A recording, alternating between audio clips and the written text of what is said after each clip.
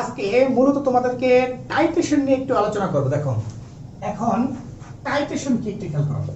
Titration titration আচ্ছা, titration হচ্ছে কোন একটা পাত্রের কি পাত্রের, দেখো একটা পাত্রে অবশ্যই একটা দ্রবণ থাকে, ঠিক না?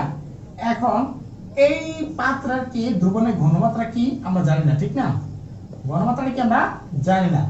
এখন এই যে অজানা একটা দ্রবণের কি ঘনমাত্রা, হ্যাঁ, অজানা একটা দ্রবণের ঘনমাত্রা নির্ণয় করার জন্য আমরা কি একটা জানা দ্রবণের ঘনমাত্রা কি ব্যবহার করি? একটা কি জানা কি দ্রবণের কি ঘনমাত্রা, অর্থাৎ একটা কি প্রমাণ দ্রবণ আমরা ব্যবহার করি। যেই দ্রবণের ঘনমাত্রা আগে থেকে জানা থাকে তাকে আমরা কি বলি? প্রমাণ দ্রবণ বলি। তাহলে এখন এই জানা দ্রবণ মানে কি? জানা দ্রবণের কি ঘনমাত্রা বা কি প্রমাণ দ্রবণ, কি প্রমাণ দ্রবণ। তাহলে আমরা কি বুঝতেছি কি? দেখো প্রমাণ দ্রবণের সাহায্যে, হ্যাঁ, অজানা একটা দ্রবণের কি ঘনমাত্রা নির্ণয় করার কৌশলটাকে কি বলে? টাইট্রেশন বলে।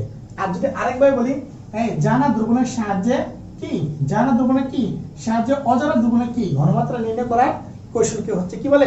টাইট্রেশন বলে। তাহলে টাইট্রেশন মূলত প্রমাণ দ্রবণ কি ব্যবহার করা হয়। টাইট্রেশনে প্রমাণ দ্রবণের সাহায্যে ওই দ্রবণের কি ঘনমাত্রা নির্ণয় করা হয়। এখন দেখো তাহলে এই পাত্রটির কি ঘনমাত্রা আমার জানা নাই, ঠিক না? এখন এই পাত্রটার কি ঘনমাত্রা নির্ণয় করতে বলে তোমার কি যে বিভিন্ন সৃজনশীলে। এখন যদি আমরা কি এই পাত্রের ঘনমাত্রা নির্ণয় করতে যাই, তাহলে এখন আমরা ঘনমাত্রা নির্ণয় করার যে সূত্র জানি, সি ইকুয়াল কত 1000 কত ডব্লিউ বাই কত এমভি। এই সূত্রটা আমরা কি নবম দশম শ্রেণীতে ব্যবহার করি, প্লাস কি তোমার ইন্টারমিডিয়েটে কি ও ব্যবহার করি। এখন এখানে আমার দেওয়া আছে কি একটু খেয়াল করো। এখানে দেওয়া আছে কি এম, এমটা হচ্ছে সোডিয়াম হাইড্রোক্সাইড আয়নের উপর। সোডিয়াম হাইড্রোক্সাইড আয়নের উপর হচ্ছে কি 40 গ্রাম, ঠিক না?